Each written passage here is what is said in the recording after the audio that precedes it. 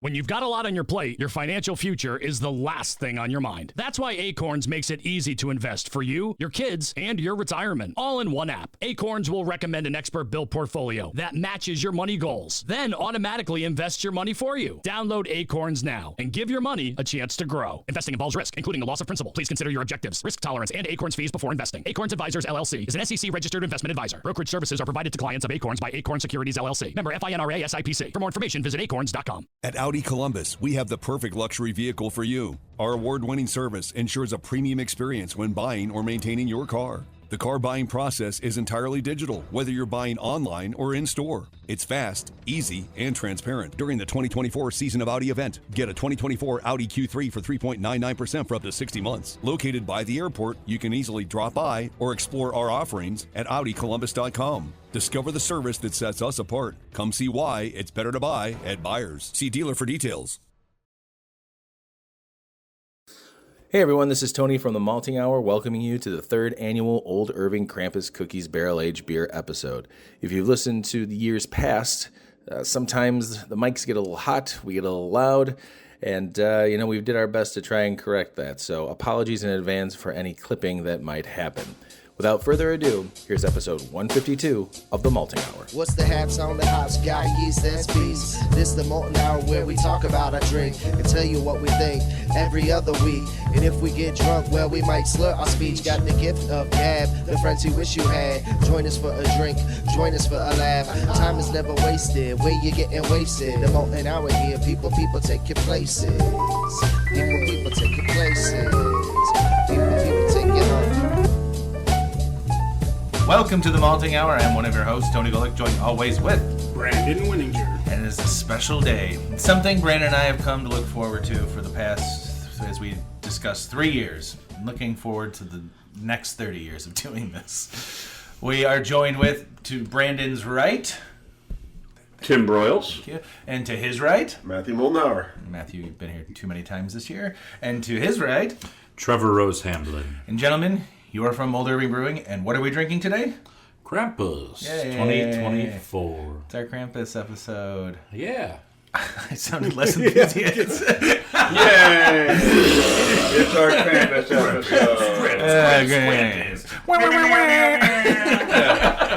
This year's lineup, the 2024 Krampus. Anyways, guys, thanks for coming back to the show. That was better. We're gonna see how much clipping we'll do by the time this episode ends. I'm hoping that when I go back, and I'm actually going to spend time and edit this to make sure that volume levels are just right. So I think it's going to be better than previous years, but it's always a fun time. Thank you again for joining us. Thank you. Thanks for having us. We're very excited. Trevor, why don't you talk a little bit about Krampus and this year's Krampus? For sure.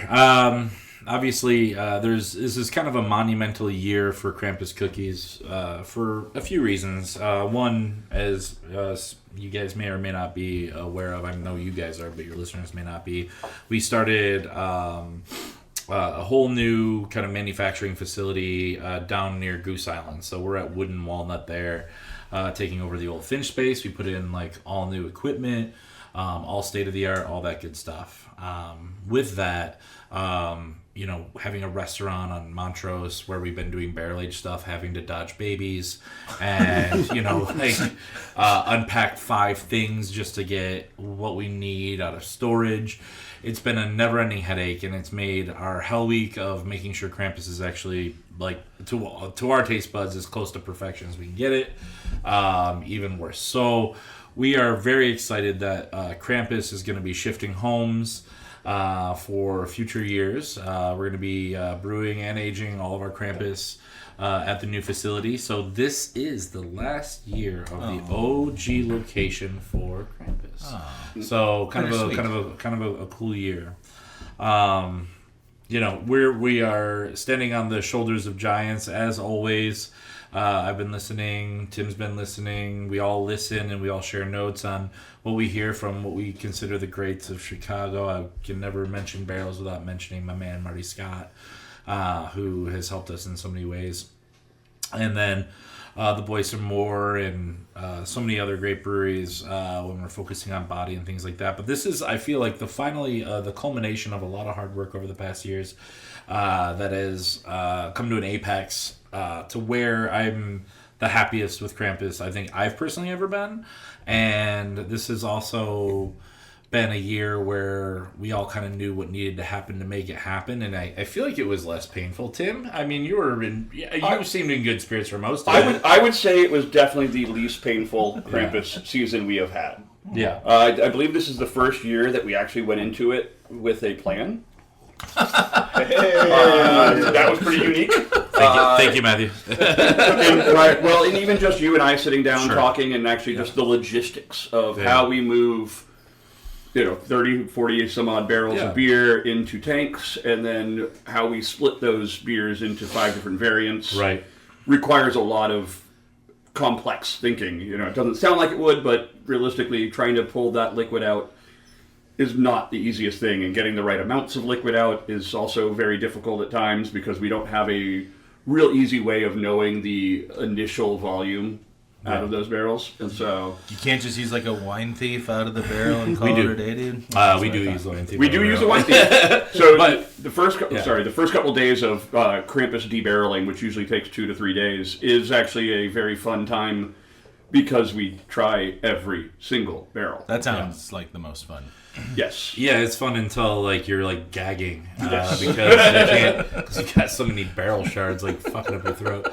But to Tim's point, I think at this point, 8 years in, we all kind of know our strengths, and I think I mean because we're so kind of spread out now.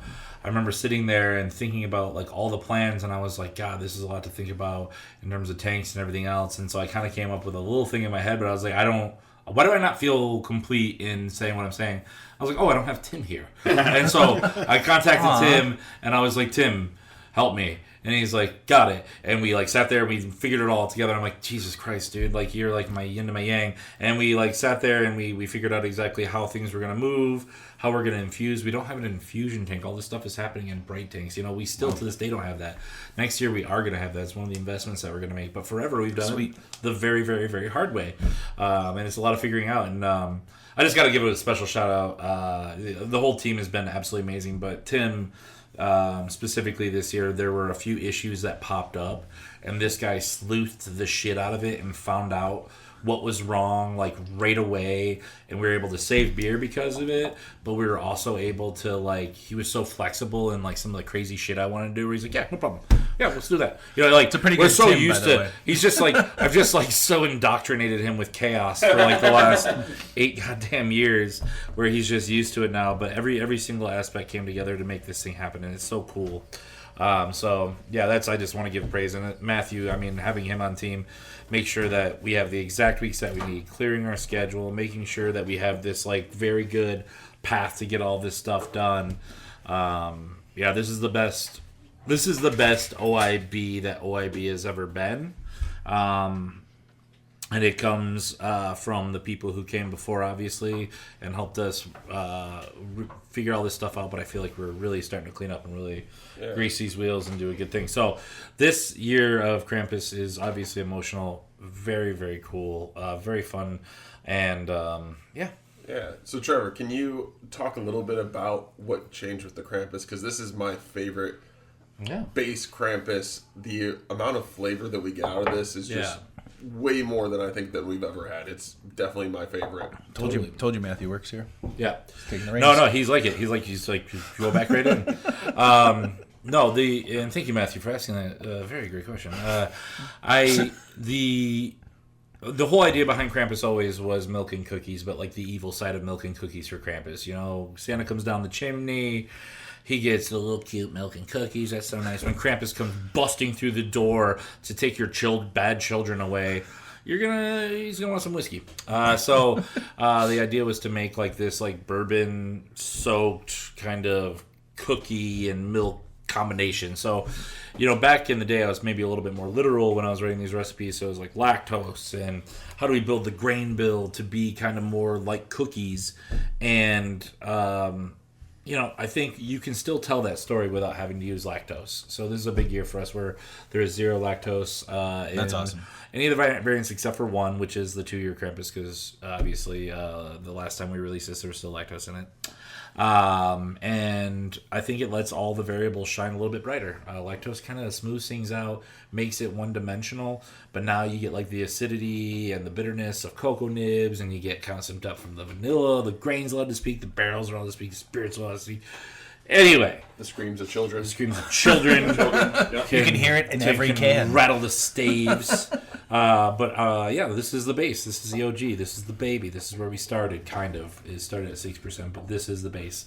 So, just like before, you've got the Ghana cocoa nibs, hand-toasted in-house, vanilla puree that we still make in-house, and then the base of Krampus, aged for 1 year. In whiskey barrels. Am I real quick? Yeah. I'm noticing with the can that it's a gold top. Yeah. That's different. Tim needs to take that away. So we have our lid supplier changed the way they made their lids. There's the black lids that we used in the past have a light coating of enamel that would have required us to retool our entire canning line to work properly.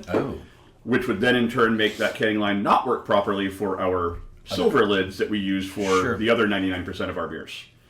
The gold lids, however, are just anodized and not enamel coated, so therefore they're not a different size and they work perfectly. And we had used it on something else, I forget what beer it was, we had used it on, I believe it might have been 12-Foot Skeleton a few years ago. Yes, that's exactly what we did, yep. And we all kind of really liked that look anyway. And so I went with that. If you can look on the label also, there's a little more gold accents outside of just that. The OIB logo is in a little gold accent. Just to tie it together. Nice. Just tie the room together a little bit nicely. I also don't have glasses. Like I still say I'm going to bring on one day. One day I'll have glasses. One of these days. I was going to say it's There we go. Glasses. No, that made it worse. Not your glasses. Got it. That made it worse. Thank you, though, Trevor. I appreciate it. You just said glasses.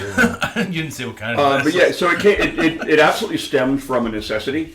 It looks very cool. But, It's like, as soon as I realized it, the first thing I thought of was, sitting next to it is a can of Guinness. I didn't even think of that. We didn't even think of that. It does look very similar. I'll tell you what I had thought of, though, is Liquid Death also has black cans. Yeah, that's right. That's right. I think it looks cool. I didn't know if that was like a aesthetic choice this year just to kind of switch it up, but it became a necessity. It was a fortunate accident, in my opinion. I actually think they look better than the black lids. I think the black lids in the past, as much as we liked them at the time, I think now that I've seen it with the gold lid, and I think all of us agree that it makes it stand out, makes it pop a little more, gives it a little more uniqueness instead of a singularity of just a solid black nothingness. Yeah, and pirates love gold.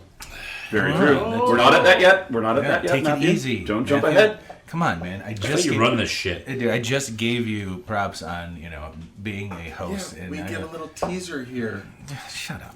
I'm the senses. I'm gonna unplug your mic. If you look at some of the pictures that you have there, you can see right there the old black can. Yeah. I love the old black can. I always thought the black can Absolutely. was super cool, just because I wasn't used to seeing that very often with beers. We were very stoked on that as well. If I remember correctly, Trevor, correct me if I'm wrong, I believe the very first year we canned Krampus, we did not have black lids. We had the old school silver lids. Jesus Christ, yeah. We were flying by the seat of our pants. Yeah. I'm sure things just didn't look good. Yeah. Was that... Oh, shit. Was that 2020, the first year of canning?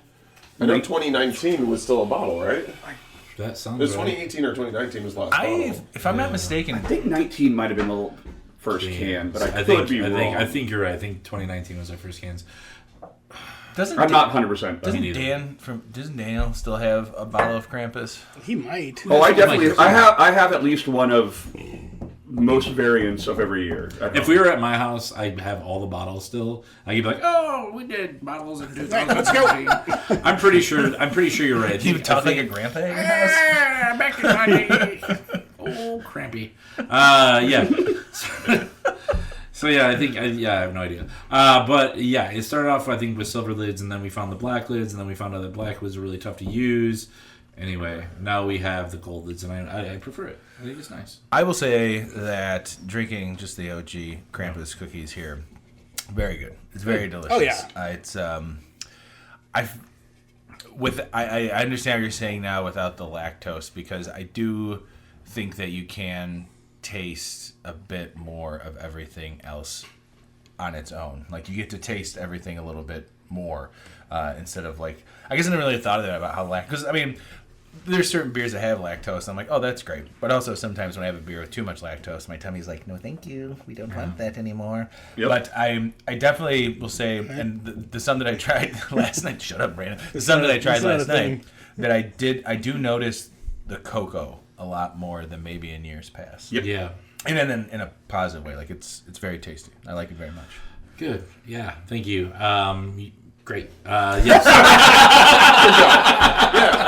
I mean, we always want Cool, your thank impressions. Well, the best thing is, the thing I love about the show is that I think you guys kind of always catch us right after we're real done with Krampus. You know what I mean? Like, we've been tasting it for so long, and then I take like a couple of days off from drinking. I'm feeling fresh again. I'm waking up in the morning, crystal clear, boy.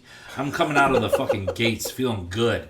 And then you guys catch me like, okay, cool, we can go back and try Krampus again. So I'll feel like shit tomorrow. But it's always fun to, like, I kind of, like, by the time we release it, once it's in cans and I see people taking it away, I kind of, like, shut off for a second. Sure. And then I turn back on for this evening because I actually get to go back through and taste them, which we've talked about in years past. Yeah. And it's cool to go back and see kind of, I mean, like, as I'm tasting it, I'm noticing kind of what I said. It's more acidity from the cocoa nibs. It might have used, like, a little less time would be kind of nice, so it's a little bit more on chocolate. But there's, like, I'm taking little notes in my head, So it's also cool to get your guys' perspective because you have been such ardent friends and fans for so long that it's cool. And I know we can speak freely where we can all kind of try this stuff. Absolutely. And be honest with one another. So and also, real quick, in conjunction with Trevor's talking about us being Krampused out, so to speak, we finished canning this 2 days ago. Yeah. So That's insane. This is Wednesday. Monday was our last day. We canned both the Champurrado and the Rocky Road, which I think is also awesome because it was already available to pick up yesterday. The following day. Yeah, which is super cool. I mean, that's we were very scared. It was a tight schedule. Super cool for you, not super cool for us. I'm sure.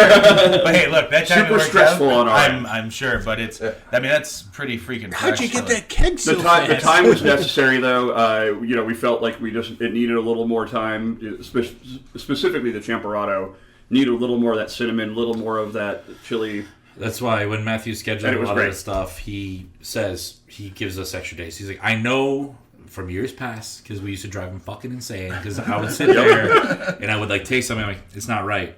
And then he's like, but I have a schedule. I'm like, yeah, that's cool. So that's gone. This isn't right. It ain't going out. Yep. So now, what are we gonna do? So now he's got like a schedule. He's like, okay, this will leave enough room for Trevor to go through and fuck everything up and make sure that it's exactly as right as he thinks it should be. And then we're still packaging 2 of the variants the day before they're released. So what were the 2 variants that came down to the one there? Champurrado and Rocky Road. Okay. Oh. Okay. Yeah. And honestly, out of all of them, I think we were probably those are the ones that I'm not as freaked out about. Probably only because we had done like really good bench trials. We've done Champurrado before, so we know that one. We know how to do it. We're very confident in that. Rocky Road, a little shaky, but then like the real big one. It is a Rocky Road. The real big one for us this year was rum, but anyway. The Pirate Krampus, Yeah. But it's part of the thing that I love about Trevor, where it's always been beer first and quality. Yeah. And so, yes, it's messed up schedules and different things, and I've learned with that. But the product that comes out, Trevor makes sure is the best kind of beer that you get. And Indeed. Yeah. We've said many times that you guys are not a sponsor for the show, and there have been beers, I think, in the past that maybe I didn't necessarily care for. But fair. I will say that 99 I really like last night when I was at the brewery, I went specifically to try a couple of the Krampus to get my 2-pack to get this snazzy beautiful sweater that you look really good in it. Thank you. I plan on wearing it to it's a very sexy sweater. All the holiday parties I am not invited to this year. Y'all can't see it, but it's a Krampus ugly sweater, but it's not ugly at all. It's not ugly. Yeah. No, it's you're gonna love it. It's a sexy sweater. It's a very sexy sweater. But I also had like a Sentinel while I was there. And I was there. She had Sona. I don't know why I can't pronounce it. When I see it, I want to say Sunny. Sona. Listen to more Rammstein, you'll get it right away. It does mean sun, so you're not off by saying sunny. But I mean, just when I looked at the list of all the beers that you guys did have on tap, I'm like, I've tried that. I was literally able to speak on all the beers except for the other one that we're drinking, the 242 lager, which very, very good. It's just like you were saying, that the quality of the beer has always come first, and I think that's probably one of Old Irving's strongest suits, which ironically enough is not some strong suits for other breweries. I'm not shitting other breweries, but like the product and the beer should be first, and you guys, I think, nail that all the time. I appreciate you saying such. I mean, it can be frustrating for a lot of people around. It's not an easy thing to do, and it's certainly not always the most popular thing to do. It'd be way easier to just be like, hey man, send this through, put it out, whatever. We got to make room for other things. We got money to make, but at the end of the day, it's got to be great. Yeah. But this year, speaking of which, we take notes every single year on all of our beers. And last year, I think that one mark was always consistent, and anybody who likes Krampus will all say the same thing. Last year was a little sweet. Mm-hmm. And I think that was the year that we all kind of looked at each other and agreed, like, lactose, you're the fuck out. We've figured out how to make things sweet with body and everything else. Everyone else is pulling lactose. We can make this story happen. So the one in front of us currently is double. Dude, I thought I was real smooth. That was smooth. I feel really I actually shouldn't have said anything. Yeah. No, it's okay. I love to give myself credit for stuff. Someone's got to do it. But this one, the double barrel Krampus, it's fun. It was just an experiment. We've never done a double barrel. We've been, obviously, 2 years ago, you guys remember we did the Krampus in the Buff. Yeah, which still remains my favorite Krampus. Oh, yeah. That was fantastic. The wood and the spirit was awesome, and we were inspired by that to do Krampus in the Rye. The sweetness is a little high for the rye. Rye didn't get to speak as much, and we're like, I still love that beer. That was my favorite. Awesome. Yeah, it's still very good. You're talking to the guy who makes it up, so he hates everything that he makes. I'll be honest, I actually agree with Trevor on this one. Krampus in the Rye, when we first made it, was phenomenal. Yeah. It got sweet very quickly. Yeah, it did. See, I think it actually mellowed out over time. I just had one a couple months ago, and I think it got better. Fair. Oh yeah, I mean, I've not had one in 6 months. So then but when the sweetness happened, I was like, this is such a great opportunity for a double barrel, and we had some extra volume because we had increased volume one year, and we're like, we don't actually need these extra, 8 wooden barrels, 15-ish or 12 and a half to 13 barrels of liquid. What can we do with it? And I was like, easy, let's put it in another barrel. So first year in Willett, second year in Russell's Reserve, single barrel, which is cool. So most of the Krampus that you're having today is all Russell's Reserve single barrel. I'm finally convincing Ethan over at Midwest Barrel Company wrong Ethan. that I deserve, wrong Ethan, that I deserve the best barrels because I am buying volume now, baby. Give me the best barrels. Give me that happy, baby. Yeah, anyway, that was my quick thing. I hope he's listening. So we can send him the link. Double barrel actually really helped the sweetness. Helped tamp it down. Alcohol percentage went up. Cut through some of that sweetness. The wood came in, did its thing. I get tons of bourbon off the nose. There's a little bit of sweet. I really like this one. It's so funny because I was overall, I won't say disappointed, but not as enthused about last year's total batch of Krampus. But this makes me a believer again. I really like this one. This is my second time having. This is one of the ones that I had last night. It's also one of the ones I purchased. What I think I like about having this, because like we said, but this is not chilled. We're not drinking these chilled at all. Which sucks. I actually really like this. They're great, actually. I actually really like this not chilled because I'm almost getting a bit of a bourbon warming in my chest as I'm drinking. Well, and that's what I got. Fucking so snobs. I went last week. I went after they put them into the tanks, and I saw Tim, and Tim was like, "Hey, you want to try some double barrel?" I was like, nah. He goes, "Yeah, you do." Tim was 100% silver, right? So he poured it right off the tank, and I tried it, and I was like, "This is great." And I went back to my wife, and I give it to her. She goes, "It's not carbonated." I was like, I said, aside from that, how it goes? She goes, she's like, it's a fantastic barrel aged beer because she loves barrel aged beers. So yeah, it was nice to have it in the true form, and even now it's not heavily carbonated. It's It's very subtle, and dude, this might be my favorite, man. I think I'm with you. I haven't had the other ones yet. You know, this is the only one I've had. Oh, really? Yeah. Tony's had. He went yesterday, so he had a couple. And I did not invite Brandon. I gotta be honest, having the front 242 or 242 lager side by side with us, it's also very good. Good. Can we give a quick shout out to Front 242? If you kids don't know, my God, absolutely. Let's go back. Good. Let's go back to the 1980s real quick. Right, 1984. Front 242 comes out of Belgium. I'm 2 years old, screaming hard. I'm one of the very first industrial bands. One of the very first industrial bands to exist, coming in through Wax Trax Records. Sets the stage for bands like Nine Inch Nails and eventual Ministry becoming industrial and things like that.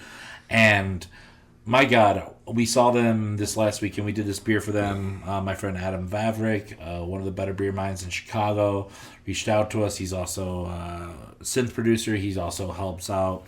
He has a tech for a Tool. He lives a couple blocks away from here. He lives a couple blocks away from here.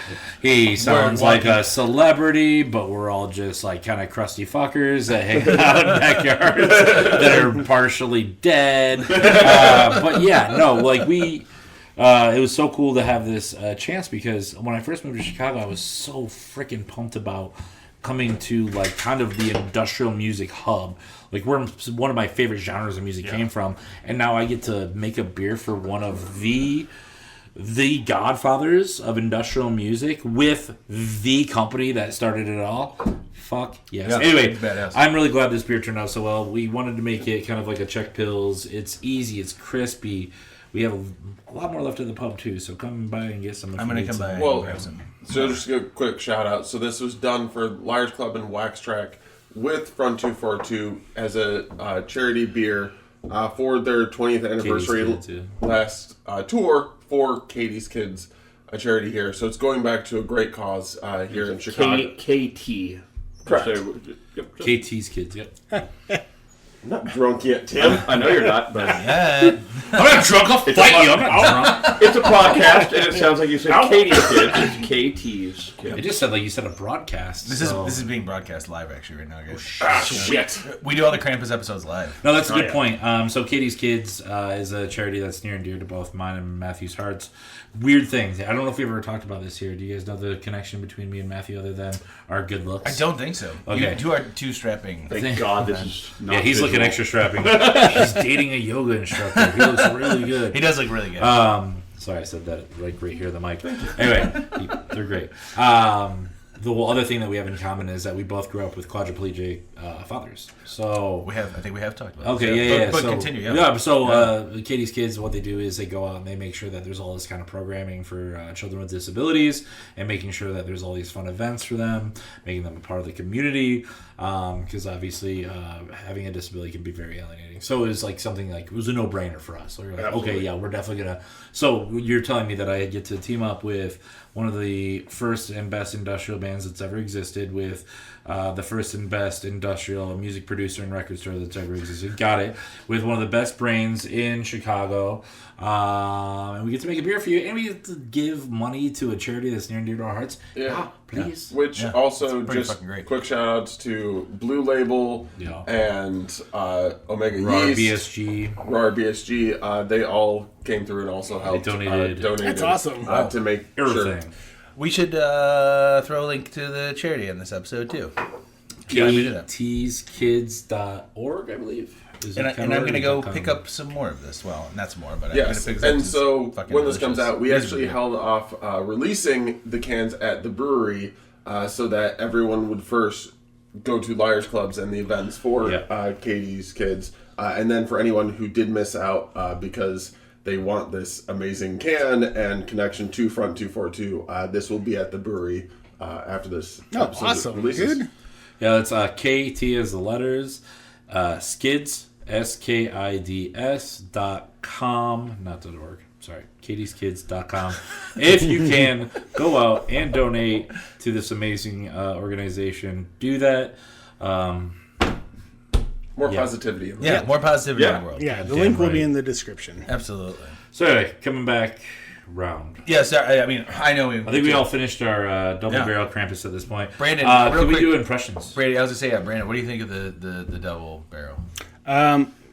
I loved it when I first tried it, and it's still good now. Like, there's nothing. And now I do. And now it sucks. No. It's carbonated. No. Like literally. Well, I kind of said it when I hate you. I was talking about it. They're like the minimal carbonization doesn't do anything to it. Like, it keeps it like true and like, dude, you get the barrel, you get all the flavors, chocolate and vanilla, and like that deep malt flavor. Dude, this is still my favorite. So, all right, I haven't tried the rest of them yet, but still. We keep all our barrel aged stuff at the lowest end of our carbonation range of anything that we have in our portfolio. Those are all our barrel aged stouts. Lower, yeah, non-existent because the judges at FOBEV are very, very serious about the carbonation. Also, we want a little bit too. You add a little bit of. You add a little bit of acidity that comes in through the carbolic acids when you carbonate a beer, and that absolutely changes the flavor a little bit. You mentioned earlier that your wife mentioned that it was not carbonated. Yeah. And that is actually something that you learn as a brewer over time of how to taste a beer before it's carbonated. Yeah. And in your head, you kind of have to go, oh, what is the carbonation going to add to this? Yeah. Yep.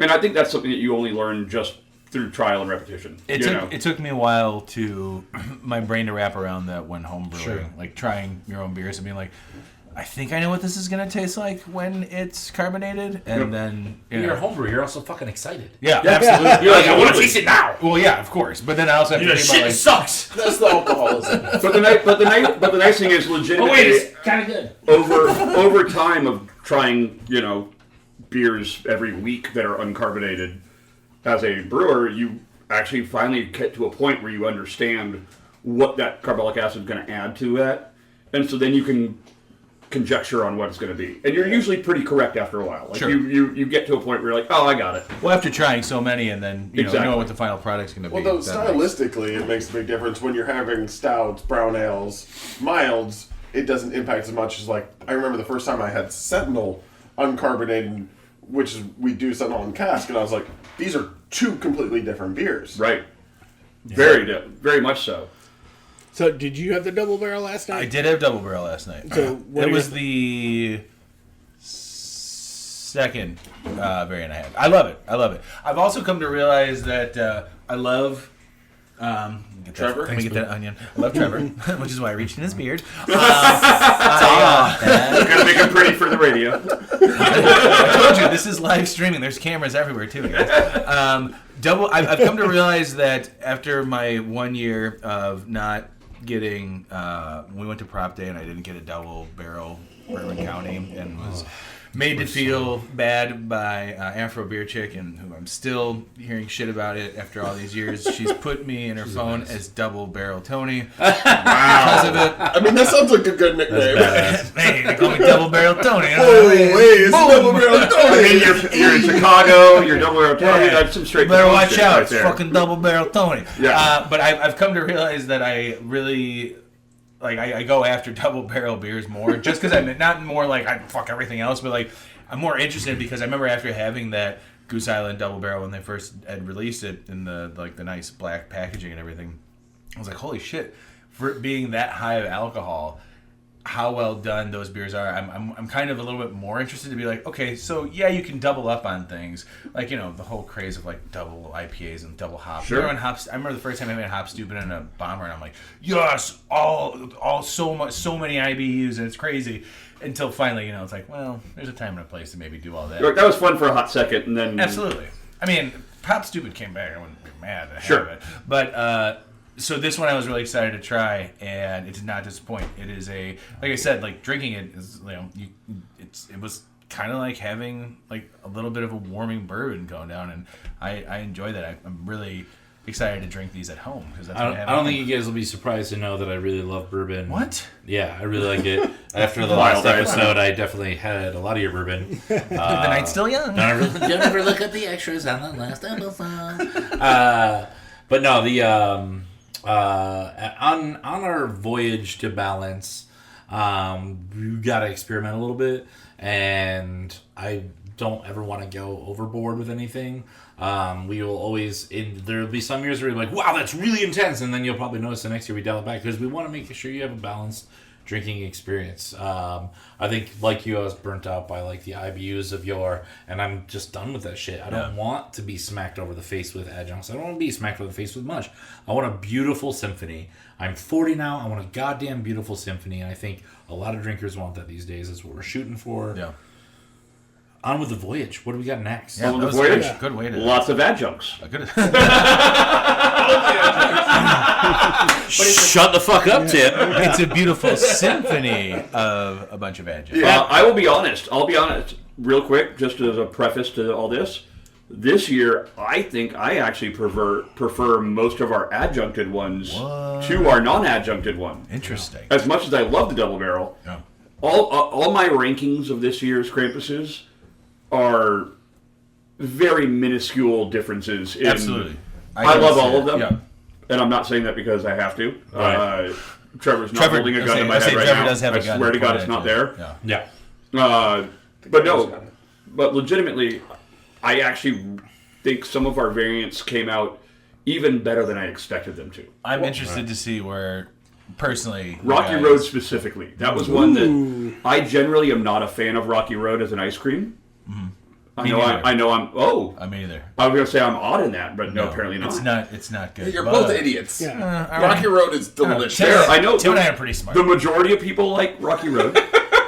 This was the one variant that I was admittedly hesitant on, and I think that it came out to be one of my favorites, actually. So I mean, Tim was the third best fighter in high school, so this is true. I was the fourth. I do trust him. I was the fourth best fighter in high school.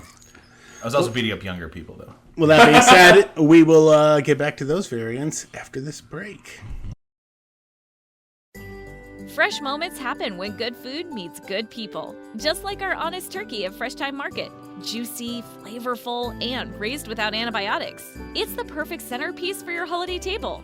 Stuff it, roast it, and gather around the table filled with love and laughter. Shop for your family feast today at Fresh Time and bring home the irresistible taste of quality and incredible produce for all your side dishes. Fresh Time Market. The freshest gatherings start with us. Join us at GalaxyCon Columbus from December 6th to the 8th at the Greater Columbus Convention Center. GalaxyCon is more than a Comic-Con, it's 3 days of fun with celebrities, comic book artists, voice actors, cosplayers, wrestlers, gaming, and more. Join Hayden Christensen, Weird Al Yankovic, and the stars of Ghostbusters, Star Trek, One Piece, Futurama, Rick and Morty, My Hero Academia, and so many more. Get your tickets online now at GalaxyConColumbus.com. We're not talking about Ted Cruz. And we're back! Welcome back, everybody. It's the Malting Hour Krampus 2024 special. We are joined here with Trevor, Matthew, and Tim from Old Irving. And as Matthew is purposefully pouring the drink into the glass for our ASMR listeners, I actually think he does it for himself when he goes back and listens to the episodes. This isn't wrong, and I had someone actually tell me that they really liked that. Okay, well... I'm sure your mother is very proud. I was trying to find the joke, and you beat me to it. Shit. Jamie. So, close. That's what, that's what I thought it was. No, it's a great idea. We took a little break. Those Krampus wings are fantastic. I'm glad I did take your advice and use a paper towel. Not bad. Because it's like squid ink. It's almost like squid ink. But they're so good, and the curds are delicious. Because it is squid ink. It's also very weird because Let's shake it a little bit. it's weird because as I'm picking up the curd and about to put it in my mouth, I'm like, this is not the way it's supposed to taste, just from the way it looks. But I mean, your curds are delicious. Thank you. You're welcome. I think your curds are also delicious. Are you Trevor, I love the way your curds taste. I don't ever consider what a curd looks like before I put it in my mouth. Dude, you know what a curd looks like. A fried curd looks like. Oh no, I don't care. I just know that it's fried cheese, and I'm putting it in my mouth. Yeah, good man. Fair. You know what? I don't judge my curds, Tony. I'm not judging the curd. You were judging. Don't make this a race thing. Jesus. All right. You made it a race thing. Okay. I don't encourage your judges, you sons of bitches. I said we're not doing politics on this one. All right. Hey. Shut up and drink your beer. Trevor. Yes. What are we drinking next? So obviously last year there was... What the fuck? Are you okay? I was laughing when Brandon said sorry. I opened up another Front 242 lager as well. Yeah, I bet you did. More of it. All right. Oh, look at you. Getting back on track. These amateurs. I'm the guy who sat in silence in the corner while you guys were talking about business and fucking cruises. I'm sorry. Lonely kid in the corner. All right. So, anyway. No, I was kidding. I love you, man. So, we're moving on to Champurrado Krampus. Nice. Some cool things. We actually... Thank you. It's better for you to see everything. For the people that can't see what we're doing, because none of you can, I went ahead and took a Champurrado can and stacked it on top of a Front 240 can so I can look at Krampus in his non-existent black eyes. And he looks amazing. Anyway, so obviously in 2023 we didn't have Champurrado Krampus around. It is near and dear to my heart. I love this beer for so many reasons. And it really stems from my love for mole back in the day when I was doing the cook thing, the chef thing, whatever you want to call it, at Moto. We got an old mole recipe from an abuela down in Mexico who made an absolutely amazing... You okay? You okay, Tim? Yep. Dude, he coughed off Mike so nobody would know. That's why he walked away. Trevor, it's Podcast 101, buddy. No, I just want to make sure that people know that Tim is his whole line of family is weak, and it ends with him. Fair. Maybe don't cough on air, dick. I'm not the dick. You're the dick. Anyway, so Champurrado Krampus. Such abuse here. So it stems from my love of mole. I would like to bring it back to the beginning of this episode where he was complimenting me. Yes. Yeah, well, hey, that was the first half. Welcome to the second half. Before we started drinking the Eagle Ray. I heard that Tim has a weak family line. Apparently someone's addicted to vittles from Mexico. Great. Wow. White guy. Anyway, so... I do love Mexican food. Why does this always happen? All right, so Champurrado Krampus. This one, I love mole. I love these chilies. It's Ancho Guajillo and Pasilla chilies this year. We did, as in times past, bake them in an oven along with the Saigon cinnamon. Everything remained exactly the same except for the base. There's no lactose. We're so happy to have it back. I absolutely adore this beer. I think that the heat from the barrel, the heat from the chilies, the heat from the cinnamon all work in conjunction to hit you right in the back of the throat, like what happened to Tim just now when he coughed. Shut up, Tim. So let's enjoy. Ooh. Hey. Yeah, so this has been gone for a year, but it comes back, and I think even stronger than before. You guys definitely added a little bit more time with the cinnamon and I was just about to say that whole last weekend. The one thing that stands out for me right off the bat is cinnamon, and as anybody knows who listens to this podcast, Brandon and I are both huge cinnamon fans, especially when it comes to stouts. Where'd you meet her? Shut the fuck up, Brandon. This is delicious. I'm always worried about Champurrado because I'm not a huge fan of spicy stouts. Yeah. And I feel like this has a really nice... Because I think the last time I had Champurrado, I was like, it's just not for me. That was one of the Krampus I didn't really care for. Okay. But this one is actually... I like the spice in there. I think the cinnamon, the amount of cinnamon that's in there is almost like with the spice, it feels like it's a spiciness from cinnamon instead of it being like, here's cinnamon and then here's spice. Yeah. You know what I mean? Like it's as some people don't like using it, it's very well balanced. Oh, I like that. I like that. Really finally, you're right about stuff and where you were wrong before. Welcome to the party, Richter. No. I like when Trevor's not here. You sound just like my family. In your place. Hey. Wow. No, it's all good. It's all good. I know my values. I love you, Trevor. I love quesadillas at small bars. That's anyway. The Champurrado is never a high-selling Krampus. It's actually the slowest-selling Krampus out of all. And I think everyone shares kind of like what you say, where people are afraid of the chilies, they're afraid of the heat. I didn't say I was afraid. Which is odd You because seem like a coward, verbally it is the most requested one. Well, yeah, verbally, and when people have it at the bar, it seems to be the one that they like the most. Yeah. And a big thing that we do with the chilies, too, I say that I just roast them. I don't just roast them. Tim can now attest. He complained. Oh, yeah. The only time Tim complained during the whole Krampus thing, by the way, and just to sing his praises again, he's an amazing human being. I love him so much. But the only time he complained was when we were taking the chilies apart. He's like, "Holy shit, this sucks." And I've done it by myself. This is weirdly enough the first year I've done it. He's never done it before. Wow. And literally, you take these dried chilies, you can find them anywhere. Jewel, Tony's, whatever. Every Chicago person knows the yellow top. Oh, yeah. The crinkly paper. Oh, yeah. The dried chilies on the inside. Maybe you're putting it into your birria, or maybe you're putting it into your mole. It doesn't matter. Or maybe you're just like an average white guy who's like, I don't know what to do with this, but I'm going to buy it. I used to be that guy until I realized what to do with guajillo dried peppers. But. Yeah, there you go. So we, instead of, a lot of times you'll want to reconstitute them with a little bit of like hot water. What we do is we bake them to kind of like flash pasteurize them.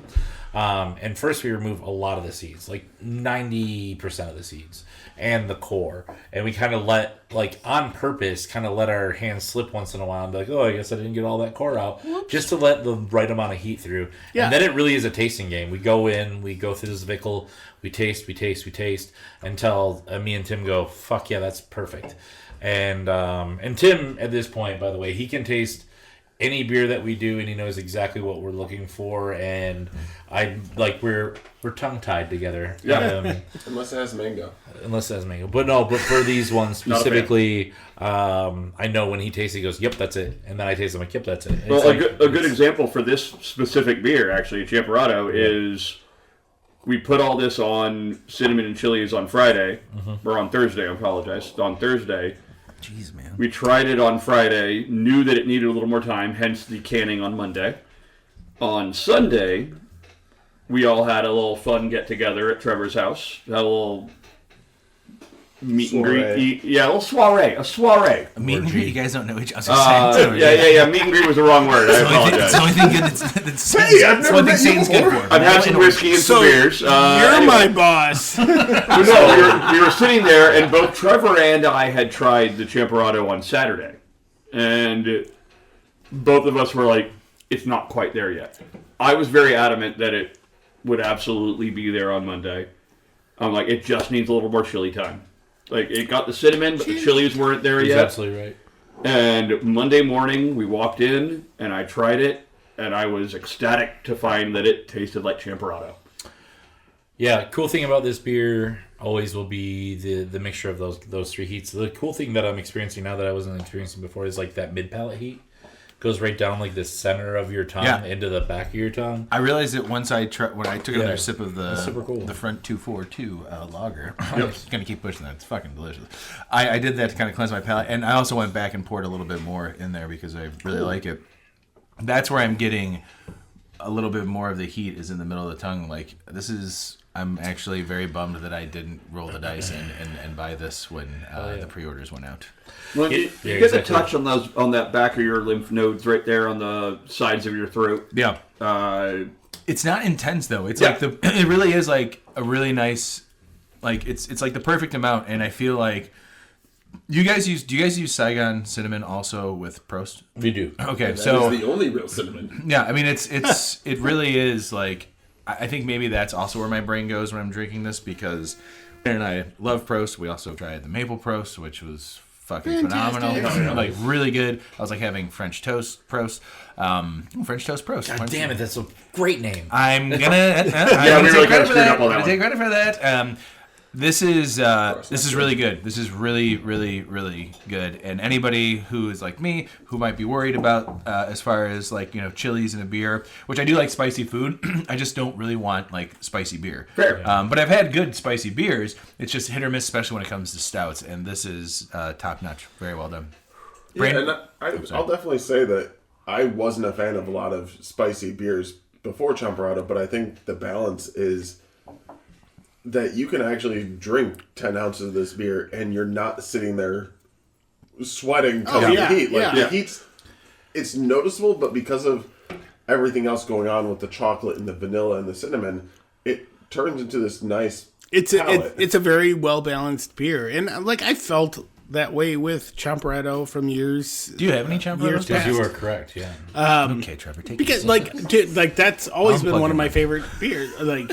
I've always gotten that, and I've always enjoyed it. And it's it's never been overwhelming. And I guess most of the time I'm getting it in like 5-ounce pours or whatever. Sure. But, I'm pretty sure you probably have a Champurrado left in your. Oh, I know I do. But we're not doing that. We have enough. But like that being said, like it's one that always intrigued me and always like I've always went for because it does impart so many of those different flavors that you want. I mean, not that you want a beer, but that like I want a beer. Yeah, like for me, like you want to try, like yeah, and it's not like and I've had like. Stone's done like their hot ales and stuff like that, and like that's just like not pleasant. Well, Pipeworks has their End of Days, which was the first spicy stout that I had, and I really liked it. Like I still do like it, but that to me I might have one. That like set the bar for me of like the amount of spice that I want in a stout. And I've had some other stouts that were like super spicy. You know what I mean? Drink his beer. Drink his milkshake. I just want to point out that Trevor just had Matthew drink his beer. I did. Because he's the boss. I did want to say one last thing about Champurrado before we carry on. The cool thing, like I said, since we don't get to try these, obviously during after we've already done the things and my palate's like lagging and I don't know what we're doing anymore. The cool thing about this that it was unexpected is the amount of heat that sticks around way after you drop it. Yes. Like mid palate, it's almost like it reminds me of like when you eat like mint or spearmint, and it's almost like cooling and heating at the same time, and you can feel it down your chest and down your tummy, and it's just like this like really cool like overall just like effect that keeps on lasting. So if you do have a chance to taste this beer, maybe by itself, individually, sit there, enjoy it. Throw on the new Cure album and just let it take over, you know? Let it happen. I think actually sounds like a good time. That's like a comforting thing to me, though. To me, too. That's what I'm saying. That's why because I love hot stuff. I love spicy things. I love all that kind of shit. And then, like, just having this and, like, just taking a couple sips and it just kind of, like, lingers with you. I really want to I really want to have this colder now too to see what the difference is. Me too, yeah, because it's like the warming could probably be tamped down. Well, one of the go stand outside for a little while. Stand outside with a can by yourself, elevated. Which by the way, I will say that with the way that the weather has been here in Chicago, we ended up with like the perfect weather. We've got snow flurries coming down right now and everything, and this is great bourbon or not sorry barrel aged beer. One of the fun things with Champurrado, so we have another brewer named Cole, who's one of our favorite people. Is he one of your favorite people? Yeah, he's one of your favorites. Fair. But he likes to finer things in life. Cole's a good guy. And he truly does. He really does. And I'll start. But what he really wanted with Champurrado is he wanted more spice. Oh, he did. We did not acquiesce to that. To his much to his chagrin. I was gonna go with chagrin. Yeah, it's such a good word. Chagrin's a great word. I also said acquiesce. Get fucked. Acquiesce and chagrin.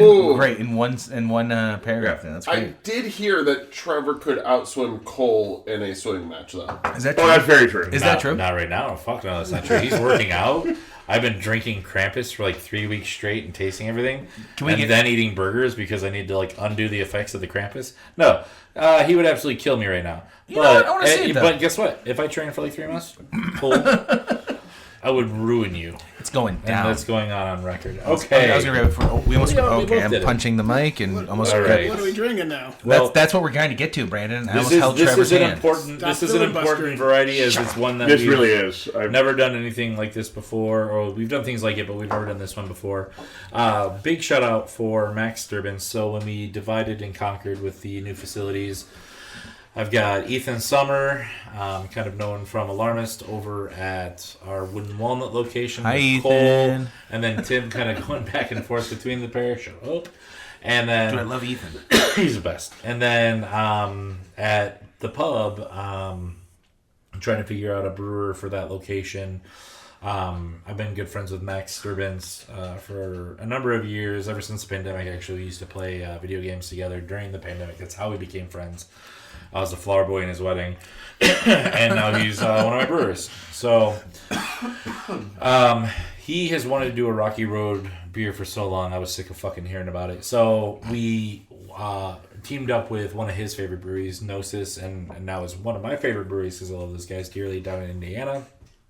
These guys made a kind of collaboration between Krampus and their beer, and God damn it, Tim. We're all dying. Yeah, drink the lager. I don't know what I did. I don't know why I'm involved you in cough coughing. first, dude. You cough first, and you spread it to us.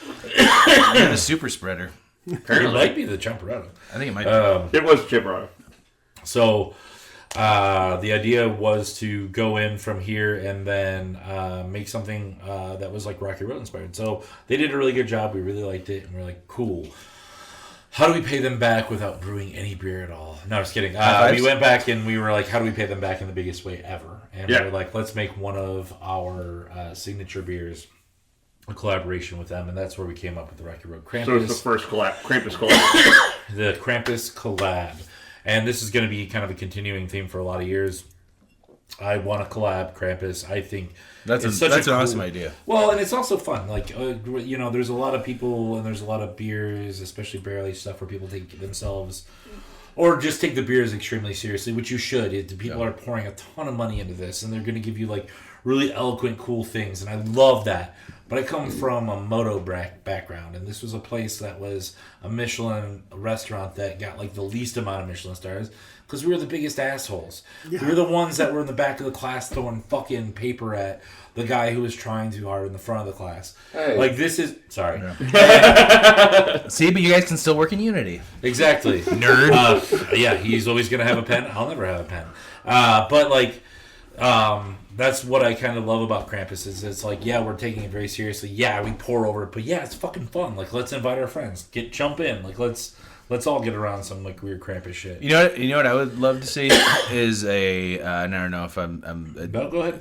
I got all of those. I can hear those headphones from over here, Brandon. I can hear myself speaking. Are they on the ground?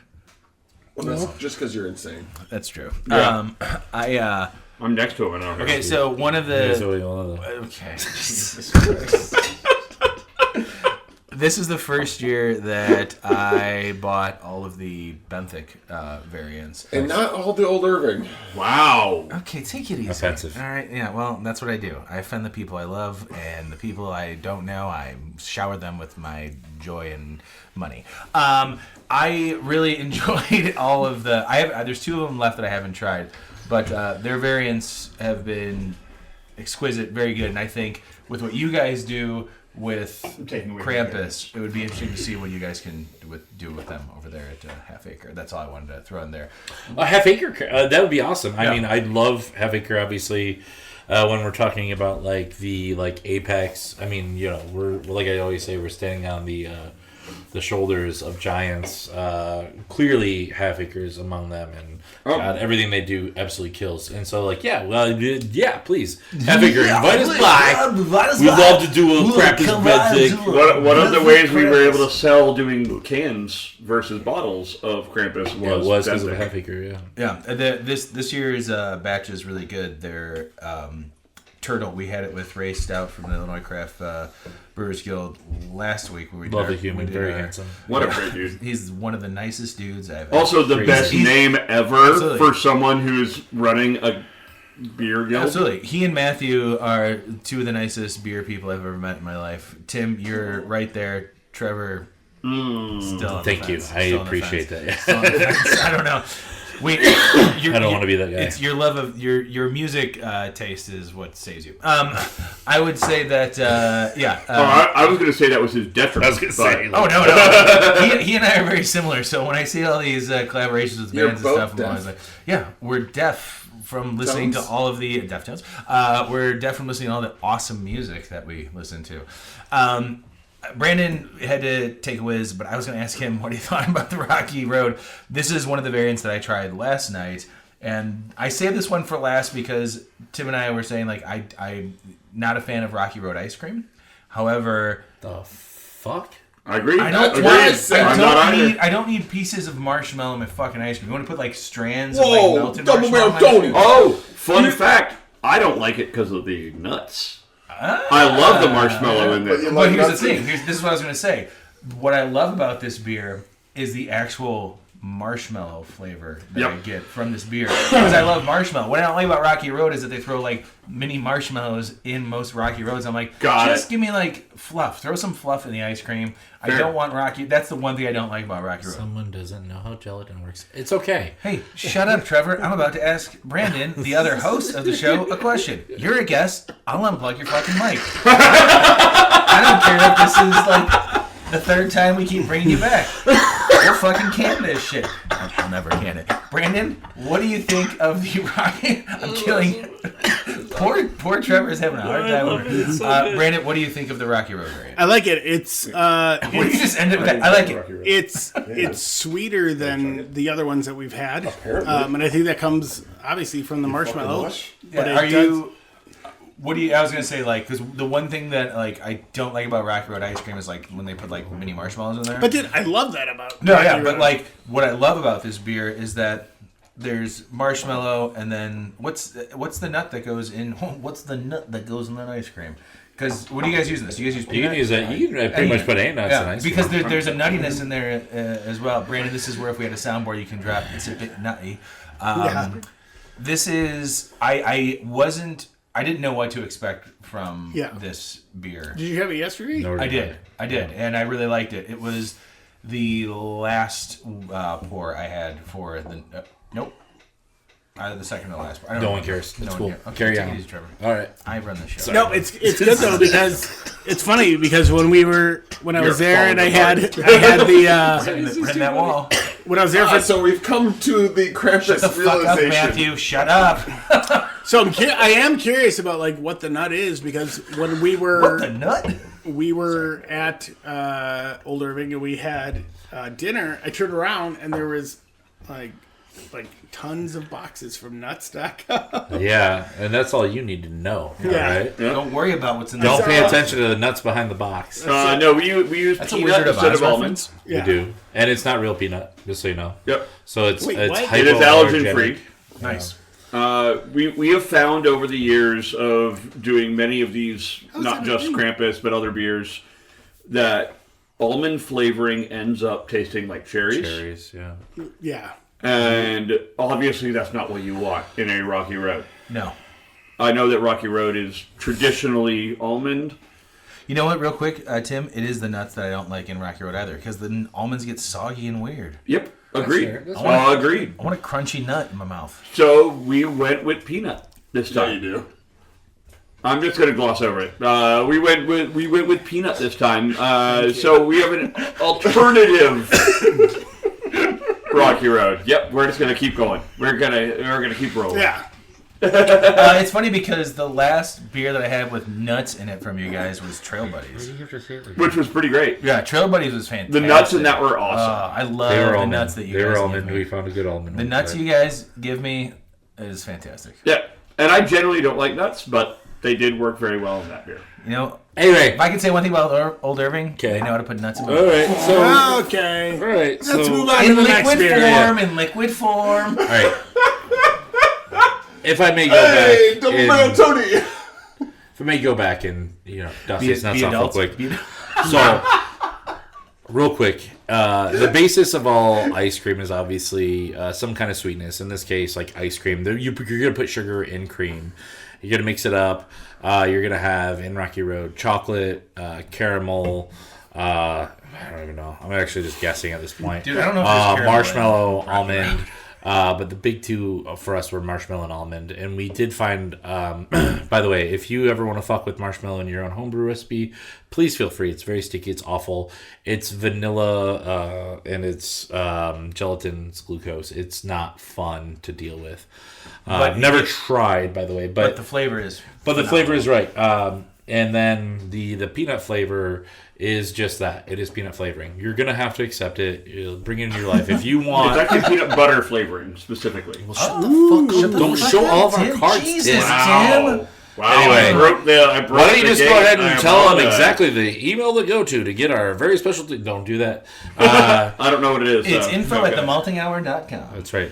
But no, there are certain things that... and actually, Sean Burns said it best years ago from Phase 3, where he said, when you're eating something like an ice cream, there's no one out there that's going like, hey, let's take pistachios, a very expensive ingredient, puree them, make a natural flavor out of them, and then put them into this ice cream. Yeah. Unless you're paying like $1 million at Whole Foods.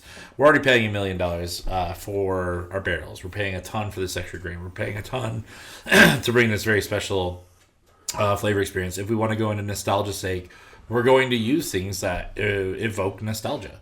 And so when we're talking about marshmallow, you're not thinking about like a beautifully perfect roasted, organic marshmallow from Whole Foods or whatever. You think about Stay Puft. You think about the baby Stay Puft. Yep.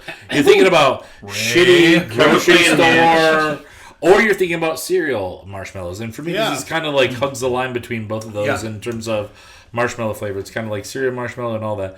And so it evokes something. You're like, I'm having like the good shit, the big, thick, barrel-aged beer. And then we're also kind of coming up here with that vanilla and all that. And believe it or not, vanilla, we're talking about barrel character. You're talking about marshmallow. You get that from barrels. Like there's nothing. What I love about barrel aged beers. Exactly. That vanilla. And sorry, I didn't mean. No. I totally meant to cut you off, but in the I wanted you to. Stop talking. No, I love it. I need to stop talking. No, you're absolutely right, and that's one of the things I love about I love vanilla. And I love vanilla stouts. I love when it's done well, and it's not like having vanilla extract, which is why with this, it is more marshmallow than it's not just vanilla. Yeah. It's actual like marshmallow. And that's what I get from the nose right away, and the first thing that I taste, and then nuts and chocolate. Now, I will say real quick on draft, as much as I love this out of the can, this is probably the Krampus that shines the most on draft. So good.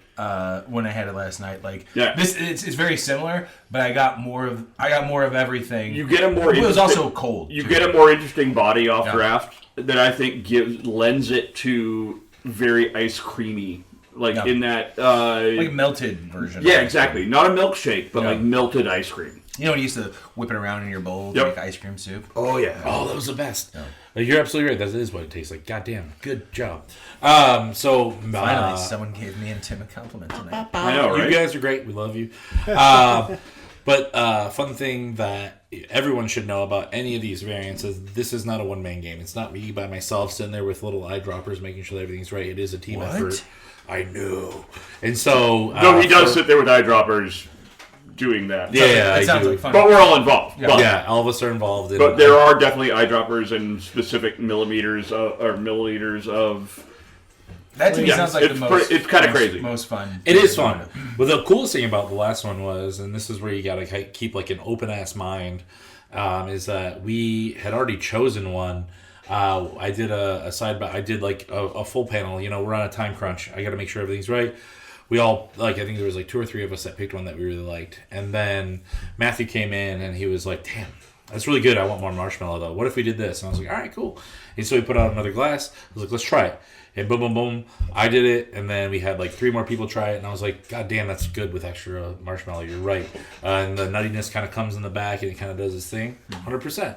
So Matthew came in as a ringer, last minute, slam dunk, suggested something. That's why we love him.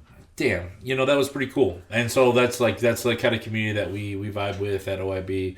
And yeah, man, the reason that it tastes exactly like this is because Matthew came in last minute with his big old sexy palate. It's really, and just try something different, man. We are it really is a wildly team effort. It really is. When we do any flavor paneling, when we do anything, when we're doing all the flavors that we try, we want everyone to be involved. It goes across to everyone. We bring in people from the kitchen, we bring in people from the front of the house. We will do that all the time because we're we may taste one thing, but let's get more taste buds on this. Yeah, and it's amazing that we have a workplace that people can speak their mind and it's open and it's not just one person making a decision. It's, hey, let's see what the best thing is possible, and we go from there. That comes back from the culinary background of But Trevor. Trevor creates that community that really allows for that. Now we're complimenting Trevor. Tim, I'm pouring you a beer. Thank you. Beer can be very lame if it's always the same thing all the time. The cool thing that we try to do with our team is to make sure that we try to cultivate a culture of creativity, and that's something that I'll always be very passionate about. I want everyone to be heard, except for Tim. I will say this: I think that's the most not important thing, but to me personally, like I love the fact you guys shut the fuck up. I'm trying to be really nice about the brewery and the people that work there. Jesus, you guys are rude. Thank you, Trevor. Finally, we're on the same side, dude. Finally, I like you, DB Tony. That's his job. I think that how the way that you guys do that, as far as like everyone being involved and like from the kitchen and so on, like that speaks volumes, and it shows in the beers like that there a lot of thought went into it instead of just being like we're doing this and this is how we're doing it and this is it and we're done, move on, which is how I can see Trevor doing it if he wanted to, but he doesn't. Well, and just so we're aware, the team effort doesn't just extend beyond the team; it also extends to coming here and doing the show every year. Aww. The consistency of being able to sit down and taste these always gives me a lot of enlightenment, so I always want to thank you guys for having us as we delve into this last beer. Thanks, and man. Furthermore, our guests, I always make it a point on at least day one to go around, ask everyone their opinions, and it's awesome to hear everyone agree with me. So I really like. Just kidding. It's really awesome to go around and hear everyone's input. You're right. So then it is exactly. I will say this: Brandon and I are very fortunate that you guys are very cool, and we appreciate that you guys think that we're cool, and we love doing this with you guys. It's so much fun, Absolutely. And I'm very excited to drink this very last variant of Krampus, which is crazy. By the way, every year that we do this episode, yes, we drink things in between, but I can easily drink some of these beers on my own and not feel as inebriated and as happy as I do when doing this with you guys. Salud. So, what is the very last? This is it. This is the last one, Trevor. This is Pirate Krampus. Pirate. He's getting into his pirate voice. There's a lot of coconut here. Yeah, there is. The cool thing about Pirate Krampus is the team was like the whole time that we were debarreling it, infusing it, everything else like that. We did play the theme from Pirates of the Caribbean the whole time. Oh, yeah. You need to know that. Both And when we were so debarreling it and when we canned it. fucking hyped up the whole time. I gotta tell you, that score is so good. We were so pumped. But it was cool. I mean, obviously, it's the abusive relationship I keep on going back to with rum barrels. It's the one that always has let me down enough times, but this time it finally showed up to pay child support. It is my bae. It is the one in the back. It's my boo. That somehow still gets my heart. It tastes like Captain Morgan. Shut the fuck up. Jesus. I'm sorry. I thought it was Malibu. I thought it was Malibu. Neither of those. Neither of those. It's neither of those. crazy. What did you tell them, Matthew? This is a Matthew. Matthew knows how to hold his liquor. Ethan, you're in trouble. Anyway, it is a rum barrel that Caribbean was rum barrel. Caribbean rum barrel. Okay, sure. Dude, Guys, just be let's honest. just get into it. Jesus. Previously bourbon, then rum, as rum barrels do, and then rum barrels from there for listeners who don't know. Actually, I'll be honest. I didn't know that. Yeah. Oh yeah, they all originate. So you get the first toast, usually somewhere in probably Bourbon County or wherever they're making barrels, and then they go from there. They get filled with whiskey, they get aged, and then eventually they go down, and then the second use will be for rum. So that's where you'll put rum in the barrels. Well, how did... So bourbon is, real quick, just to, if anyone doesn't know, it's okay, you don't have to bourbon yell. has to be You're getting fresh very barrels. loud. No. But my whole Tim has mindset been is how does rum Now's my time to talk about when they're which talking. seems like it's earlier than How's it going?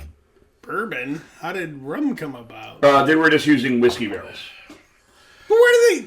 Whiskey was coming from England, from Scotland, from all that area. Dude, booze goes And over the then seas. when the English were obviously colonizing all of the Caribbean area, they were bringing those whiskey barrels full of whiskey, and then they would make rum in the colonies in the Caribbean and put them in the barrels that had previously had whiskey. I'm liking this. Yeah, I mean, it was also like a lot of this stuff wasn't barrel aged. A lot of it was like literally just like rum that was being made and without barrel. It was all a lot of white rum. Yeah. Well, originally, I mean, there was nothing but barrels when they were doing your mom's a barrel. Fair. Whoa. But that's literally what happened. Is that the British were bringing in barrels of rum, of whiskey, and of stuff to the Caribbean. Nice. And then they would empty them and then fill them back up. So anyway, Okay, thanks for the history lesson, Tim. No, seriously, thank you for the history lesson, Tim. No, you're welcome. We love you so much. And Dick, Tony. Essentially these thank you. Papa Matthew. Bring in cheeseburgers to everybody. So the original thing that happened with this one is that this got a little bit more contact time with Cocoa Nibs. And we loaded it up with everything. We loaded up with more Cocoa Nibs, more thyme, and then a ton more coconut. I mean, this is the most pounds per barrel of coconut we've ever done. A ton of coconut. And it's coconut, rum, the Cocoa Nibs, obviously the vanilla, all coming together. And it's probably my favorite Krampus label ever because of the double swords. And then I love that Tim, again, included some of that gold on the eye patch. Very cool. We should have had gold eye patches this year. I know, we screwed up. We didn't do pirate merch. We really got, we missed the boat. Oh, man, I would have bought a Krampus eye patch for $15. No pun intended, but we missed the boat on doing pirate merch this year. You have to say that. Cool, if you guys can shut up, I have to ask Brandon a question. Sure. Brandon, what do you think about this beer? I like it. This is one of my... I love that you start it with, I like it. Well, that's great. I like to know that. No, it's good. No. This is one of the ones I was looking forward to the most, and I think I like it probably the best because everything comes through everything, and I go by just like what it's supposed to be. Like it's supposed to be I don't want to say pirate, but like a rum barrel aged stout with all of these adjuncts, and it plays really well with each other. So if pirates had a barrel aged beer, this would be it. Yeah. Yeah, no, dude, it works really well. It's really sweet in the beginning, but then like it's not like coinly sweet. Yeah, it's nice. It's like the right amount of sweetness. Like you can sip it, and dude, this is a definite sipper for me. But like, it's so good that like you can just. I could probably do a 15-ounce can or 16-ounce can of this. I am thoroughly. I bought one. Yeah, so well, I gotta pick it up someday. I'm going to show up as you. I'm going to steal your Anzer QR code so I can get this because I did not buy this. I'm mad at myself for not buying it. Do you guys have any more cans? We do. Okay, good. Okay, good.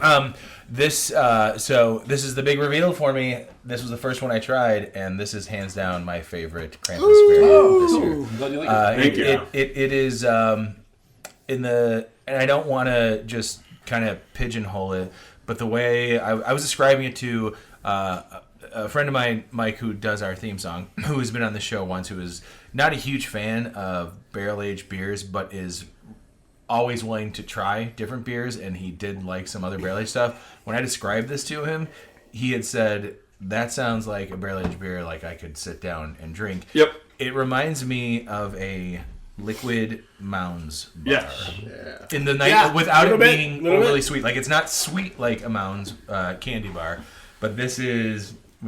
Agreed. This is, hands down, top notch. This is my favorite variant of the So this was also the most difficult variant we had this year.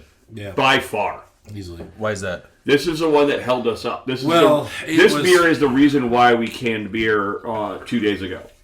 Sometimes you try some things and they don't always work out, and you're like, oh, maybe we evolve this way or we evolve that way. We've used coconut enough times. You would think we would know exactly how to do it. But you guys do a great job. Well, here's the big thing to remember that this is an organic ingredient. So what we got last year is not the same as what we get this year. Same with cinnamon. Same with everything. Makes sense. All these organic ingredients, they change. Yeah. And so while we know what to expect, which is fun, and there's terrifying. always going to be a little bit of variation. Yeah. Pardon me. There is a little bit of it is terrifying. By the way, Tim's chair sounds like there's a bird. Yeah, it does down here. Like a cute little bird. That's what you're looking at, Brandon. Yeah. No, I know. Oh. We've talked about it. Oh, what do you? Sorry, I look like you were looking around like, what's that tweeting sound? So while is it still sourced from the same place, but it's just because it's organic? Like there's going to be variations. Yes. Nice. So That's what made it difficult this year? We added an amount of coconut the first time, and it just didn't play. Okay. The first tasting of it that we expected to be one thing, it didn't play as well. So we ended up having to move this beer from one tank to another to get another one going. We added another 200 pounds of coconut to it, and it ended up being what it is now, which is, much like you, it is my favorite variant we've done. Are you saying I'm your favorite variant? Yes. Thank you. It is hands down my favorite variant this year. Not to take away from any of the other ones, but like this one just kind of, which is funny because we got invited to Goose Island for their Bourbon County preview, which was a lot of fun. And at that preview, they have the Macaron variant this year, and I did not get any coconut in it, and everybody else did, and I didn't until Rare Day last weekend finally taste the coconut. So I'm like, oh my god, am I losing my taste of coconut? But I love coconut in stouts like this, like adjuncting stouts. Like to me, I feel like it just works very well. Brandon has just French pressed. It's been sitting for the entire episode. This is crunch. Hold on. Oh, you shut your whore mouth. All right. I swear to God, Sorry. Trevor, I will punch you in the face. This is Biscoff Cookies. Oh. Sitting in regular this year's 2024 Krampus Cookies. Because this Biscoff is the idea of what a Malting Hour variant could taste like. This is pretty sick. I'm not going to lie. This is really good. Yeah. The flavor's great. It could use some tweaking, but I think the Biscoff cookie with this would be. It tastes like you dipped a Biscoff cookie in this because you guys fucking put Biscoff cookies in a French press and then press it with it, which is great. It will definitely not re-ferment anywhere because there's probably no added sugar in Biscoff this is what I'm saying. If you guys can find a way to get the flavor like a Biscoff cookie, hey baby, we got you. It's called. We'll figure it out. It's called Krampus Cookies. I mean, honestly, Biscoff cookies for Krampus variant. This was just something fun to play with. No. If Brandon would have showed up on time during the debarreling. Right? Brandon works at his other job. Good for you. And make Brandon sure has a voice. Yeah. He can talk. And that's why I have this Shut up, Brandon. beautiful blue mic. Something that we learned this year is that what I like to do every year is I reach out to a bunch of my suppliers and they'll like bring us a bunch of stuff. And we actually did. I was like wondering. I always make up A, B, C, D, and E plans for everything. That's just how my brain works, and I just want to make sure that like we're gonna get down to crunch time. We're gonna have to release this beer, and so what I do is I make up like these just extra walls of protection for us to make sure that what we release will be good, or at least we have some options to try if it sucks. We're not taking huge risks, but I still like to have that extra level of protection just for my own well-being. Makes sense. So we ordered some extra extracts and extra like flavors this year. And one of them was intended for a different use, but ended up tasting exactly like the base of that Biscoff cookie, and almost like brown sugar. Like obviously, anytime even if you take white sugar, you mix it with butter and then you bake it at high temperatures, 350, 400 degrees, it's going to caramelize. And that's kind of the base of the flavor that you're tasting here. Is obviously you're not going to like, oh, that tastes like egg white or it tastes like the flour. No, what you're tasting kind of caramelized sugar, and then you're tasting. He's going back in. Oh yeah, he came back out. Some kind of nuttiness. Maybe like actually moreover than anything, it would be almost like a dark caramel, almost burnt sugar kind of flavor on it. Especially with the roasted malts. So if you wanted to like emulate that, then we go back, we see how we can make that flavor again. And there's actually an extract that I use this here that is very close to that.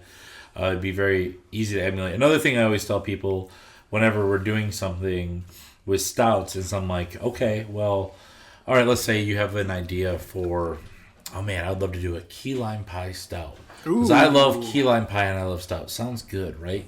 And then you're like, okay, well, let's think about what stout is. The base of stout is dark malt. What do we get from dark malt? We got coffee, we got chocolate. When was the last time your key lime pie had chocolate and coffee in it? Yeah. And then it certainly has a sweetness. We got that part down. Yeah. But in order to continue the whole story, how do we continue it? So when we're thinking about things that go along with stouts, you have to think about ingredients that make sense with chocolate and coffee and roast. Vanilla. In like vanilla or like, things that tend to pair well with chocolate, which is actually kind of narrow, which actually makes this whole job a lot easier a lot of times. Don't get me wrong, I've had people that have been like, fuck it, let's do a key lime pie, let's do something crazy, and then they nail it. But then, that's a risk that some people can take, and I'm always willing to take those risks. Your risk of Biscoff cookie, for example, fantastic. Yeah. Good job. Thank you. Very tasty. If you ever want to do like Krampus Carnival Malting Hour variant, like 5 gallons, it has like this stuff in it, we're down for it. For 5 gallons, that's an easy yes. Thank you. That's an easy yes. That's an We'll easy talk yes. to you in 2025. I do have a question. One question I do have because I'm not sure. God damn it, Tim, stop. Sorry. Yeah, seriously. Now I'm calling you out. It's not his fault that your basement's dirty. Ew. Brandon, My basement. That's Brandon's totally basement. dirty. I don't fucking live it, but I will if I wanted to. He'd allow it. Have tiny you guys cat allergy. ever thought about? Have you guys ever thought about doing like There's no a cats down here anymore. berry variant? That's Now the reason why. Okay, so look. Now the reason why I asked that, I don't like berry. I mean, we may have asked this before, but I don't care for fruited stouts. So I just want to know, is that something that you guys ever thought about, and is it something that you would do? You and I apparently have a Well, lot more in let's jump common in than this even real quick. before. No, shut the fuck up, Tim. We just became best friends. I have thought for this for years. I think this was the last year conversation. I'm just trying to remind myself. I want to have a blackberry. Oh, dude, go back to like early 2000s. You can get yourself a blackberry. Fair. Okay, that joke fell flat. I want to do a blackberry variant. I have asked for this.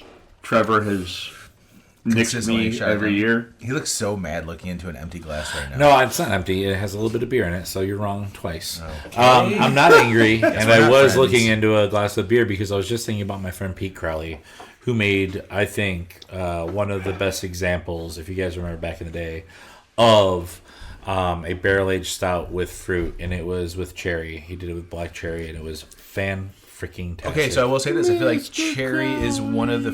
cherries and currants are the two fruits I think I enjoy when it comes to a barrel-aged stout, and I lean that to Revolution, who have done very the good notes versions. that come out the most out of Not Bramble. Don't you dare. Those Okay, are the- I didn't those are the notes that come You didn't out. like Bramble? Hold on, I need to know. I you did like not. Bramble? I did not try this year's Bramble. Did you like past Brambles? I not technically. What's the word I'm looking for? Consecutively, historically, do not like Bramble barrel-aged stouts, but cherry and black currant have been ones that I've. There's opportunities like when we say about and just to follow my own guideline, when we're talking about pairing things with chocolate and coffee and things like that, berries make a lot of sense. I'm never gonna say a chocolate that it strawberry is won't. delicious. But for a long time, while we were developing this brand, I think that we were definitely taking a lot of safe roads that I knew had worked and that I'd seen work. But now, I mean, I think we're becoming more trusted. I will say right now, on record with our friends, that in 2025, we will experiment on a bench trial with some fruit. Let's experiment. Hell with yeah. fruit. Let's experiment with some fruit. We have some ways where I'm not worried about re-fermentation. Yep. There was a lot of that worry. I'm not worried about the flavor profile because we know how to dial in flavors. I feel more confident, more now than ever. Tim, I'm promising you as a friend. Let's try some shit. Hell yeah. Let's get in some fruit. This is like a multi. Bench trial some blackberries. I'll say that. this. The reason why I bring it up is that I've tried this for years. I just want listeners to know We'll do it. Because of the beers that I have had from Old Irving over the years, I would say that if there's one brewery that I would trust, and even this year has again proved me wrong and correct with the Champurrado is that if you guys did do a fruited barrel-aged beer, I would lean more towards I would probably thoroughly enjoy it because I just have such a hard time with it. Let's do that, and let's see if we can do Bottle Logic because their barrel-aged blueberry coconut stout's one of my favorite barrel-aged. Yeah, that sounds good. And actually, it sounds really good. Bottle Logic is insane how good they are. That's what I'm saying. They're insane. If we're going to learn from someone, let's learn from Bottle Logic a little bit. So, Tony Brandon, because we haven't followed your logic here. We're doing it? Yeah. Lightning round. How many barrels do you give each of the Krampuses? Oh, shit. Oh, God. Oh. Just as a little reminder, we started with OG. Hey, by the way, I just want to make sure everyone knows here real quick. My name's Trevor Rose-Hamblin. If you rate beer, you hate beer. These people hate beer if they're going to start rating it. They rate every episode. Also, with that, Trevor did like my check-in for the fucking Pirate Krampus last night. I'm just going to throw that out there. If you rate, although seriously, if you rate it well, you love beer. Also, don't go off of ratings. Don't go off of ratings. We've said this on the show many times. It could be tonight the reason why I feel this way about a beer. It could be tonight the reason why Brandon feels this way about a beer. There's been many beers where like, I can see what Is it because there's a case of White Castle that makes everything taste extra delicious? I mean, also, ratings are always subjective. Absolutely. And we always love the I'm going to give it 1 star because I hate IPAs. Mm-hmm. You guys aren't like maybe you don't rate it then. My favorite is I'm going to give it 1 star because the server was a dick. Yeah. And its name was That's Tim. actually a good idea, though. Yeah. Just rank the server instead. So I'll let me go through. I will rank my favorites without the barrels. I'm going to go just through how I liked it. Don't be afraid. My favorite is Pirate Krampus. Mm-hmm. Pirate Krampus is my absolute favorite. I would say coming in second. So I'll tell you this. Regular Krampus cookies, just like what I do with regular Bourbon County, I don't include it. Fair. I can't do it. Because I'm not going to include it because I'm going to go off the variance because Krampus cookies is number 1. That's the base. That's the best. That wins. That's the best. So I'm just going to go off the variance. So I'm going to go Pirate. I'm going to go Double Barrel. I'm going to go Champurrado. Rocky Road. All right. That's it. And that the thing is that Rocky Road and Champurrado are neck and neck because I almost wanted to put Champurrado. Champurrado is where I wanted it. Rocky Road, for me personally, probably would have been higher because of the vanilla, but the Champurrado this year, to me, it's with the cinnamon and the spice. Everything was fantastic. Hell yeah. Yeah, see, I'm different. Like, I would do Double Barrel first. Ooh, okay. Because I loved that. And then Pirate, Rocky Road, and then Champurrado. That's interesting because so that's where the whole taste thing becomes subjective. Where Brandon, who really enjoys the Champurrado, although my real first is Biscoff. Yeah, Biscoff is number 1. The Malting Hour variant. The Malting Hour variant is definitely number 1. It's funny though because that goes to show that how taste is subjective. Yeah. Because Brandon loves Champurrado. I was not looking forward to Champurrado, and that was higher than where he. And I know you guys aren't rating this. I think my favorite is just the Krampus cookies. Very nice. The amount of barrel that comes through on the base, like the cocoa vanilla, and then that Russell's Reserve and the George Dickel 15-year. Those barrels come shining through on the base Krampus, and that's my favorite. That is why I do not put it in there because Krampus cookies will always and that's be, why I think I like Double Barrel first because all that. Would you put Double Barrel above regular Krampus cookies? Yeah, probably. Where would you put Krampus cookies in your list then? Out of curiosity. Double Barrel and then Krampus cookies. Yeah, I think it was Krampus cookies and then everything else. Tim, what's your favorite variant? I'm Pirate. Yar. Pirate number 1. You got the beard for it. Rocky Road number 2. Oh okay. Shit! Wow. Then Double Barrel. Mm-hmm. Then Champurrado. Then Krampus cookies.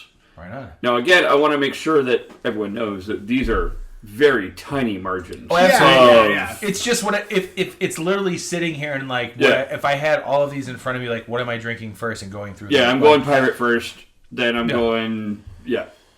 Now it comes down to the brass tacks, Trevor.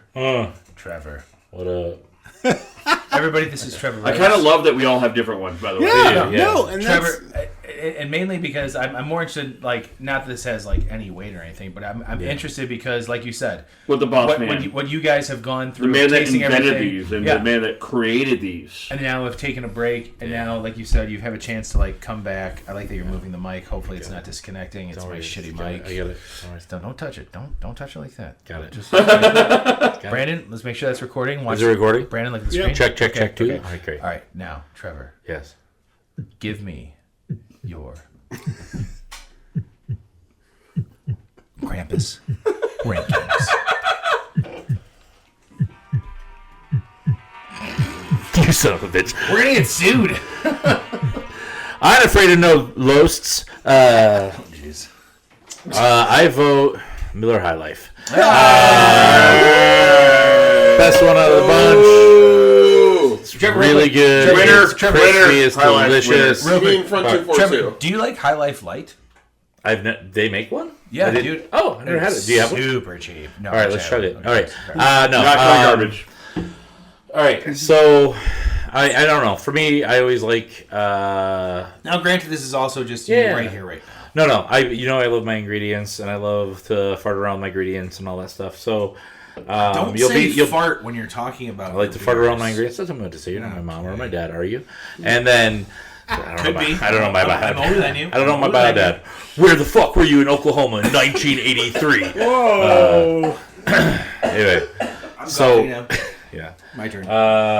My first one will be double barrel. I think I am a purist at heart, so I like the barrel. I'm excited because, like I said last year, it was a little bit sweet, and then to see kind of how that sweet liquid then turned into like a very bourbon forward, delicious treat. And I, as you know, I love bourbon because I always drink all of yours when I come on the show. And then second for me is Champurrado. Champurrado will always be my baby. I love the cinnamon. I love the spices. I love the amount of technique. I like that, like, me and Tim get to taste it together. It's a much more ethereal thing. It's not like Agreed. It's not just a flavor for me. It's also like connecting with my team and getting to like work with people I love and being like, we don't even measure the chilies. I'm not even gonna lie. Yeah. We look at it and then we get sick of de-seeding them and we go, that's fucking good enough. I don't want to touch any part of my body that has moisture. You fucking nailed it this year. You know what I mean? And then we go and we toast and we go and we just trust that our instincts are right, and it panned out really well this year because I love the burn, I love the way it comes together, and that's the beautiful thing of camaraderie and exactly what our beer is always about, balance and camaraderie. I would say after this one, I would probably go.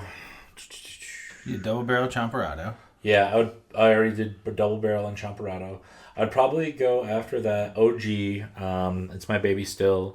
That's where it got it all started. And honestly, I really like the chocolate. I think the chocolate adds like that certain amount of like fudgy to like all the barrels, vanilla and maybe some like coconut from the barrel and some like other like really cool attributes. That's why I that feel are like more the natural. That's why I feel like the base for me, I can't put it in there because it is number one, so I want to go off all. I appreciate you on that. A lot of people, I think a lot of like general tasters would disagree with us, but I think for you and I, and for people who really appreciate barrel and like just like the natural order of things, great.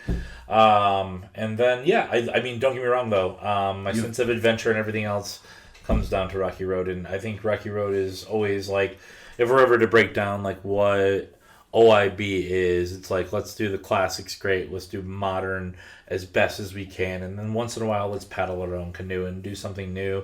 This is also an opportunity for my team members like Max and for other people to be heard, for us to kind of do a little tap dance with our friends over in Indiana or whoever else we might decide to collaborate with that year.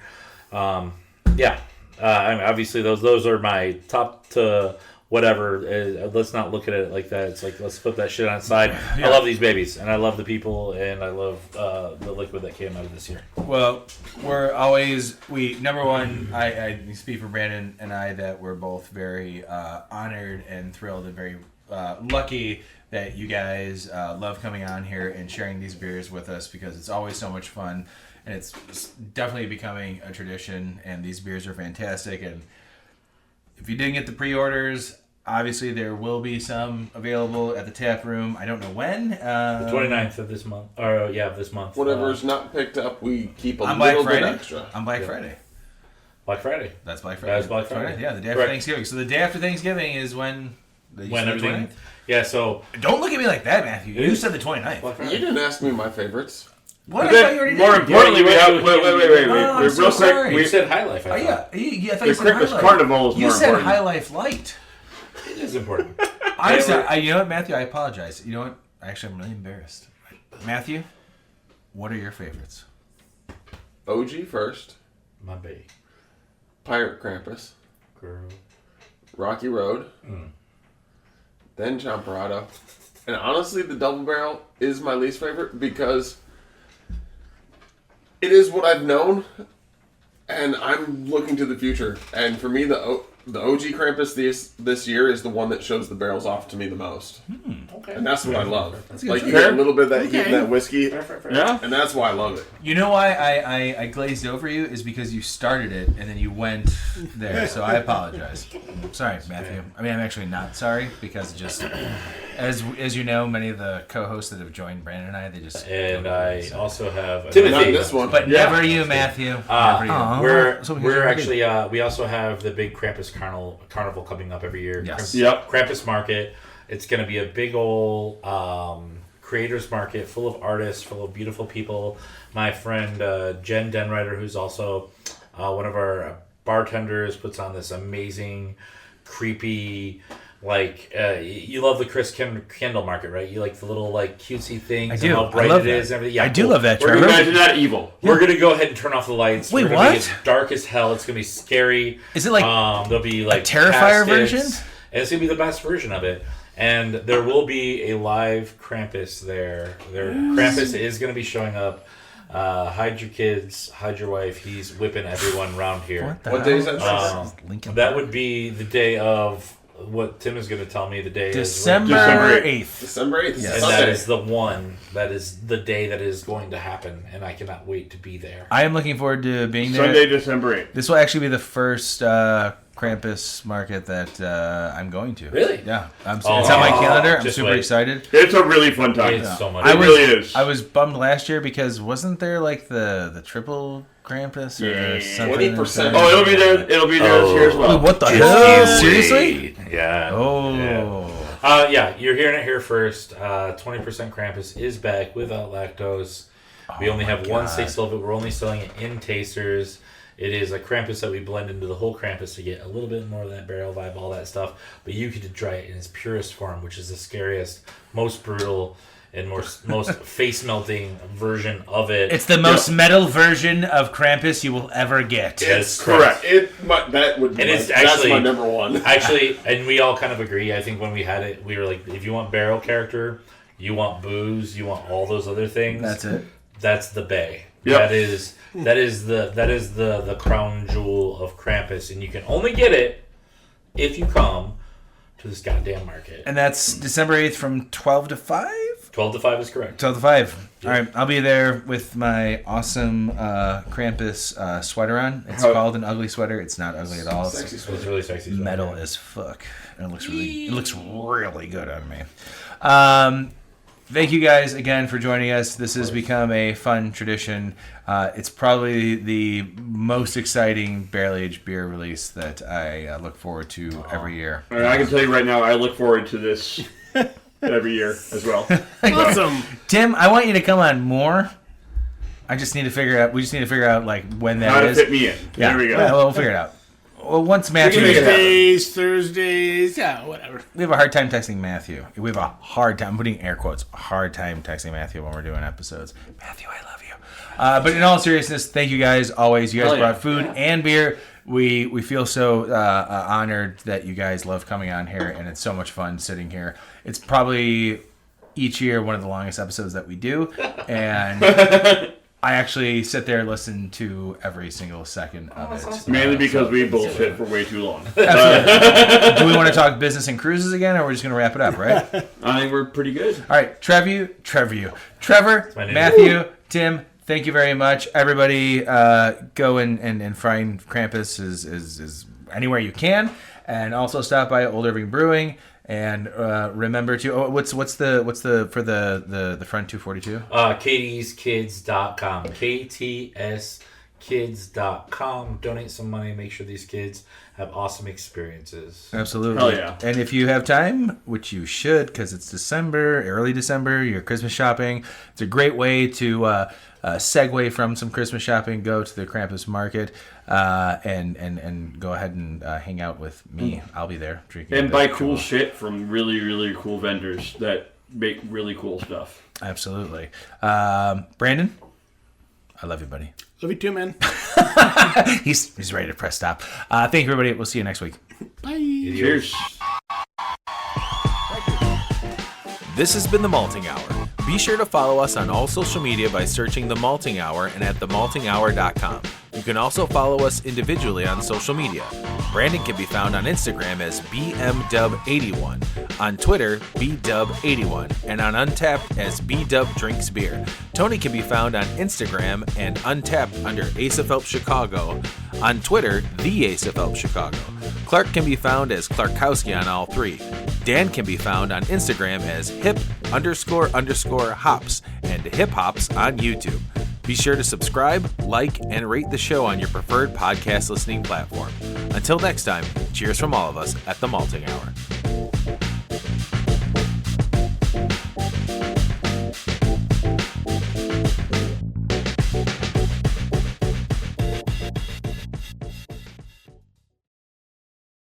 Looking for family-friendly fun and entertainment? Want to stay active this fall? Then the NTPRD Chiller in Springfield is the spot. Anyone over 4 years old can join us for public skating every Saturday and Sunday afternoon. Teens can enjoy a safe Friday night party with your friends at Friday Night Meltdown. And parents can plan your child's next birthday party at the NTPRD Chiller too. Let us do the work while you enjoy pizza, cake, skating, and more. For detailed information and times, visit ntprdchiller.com.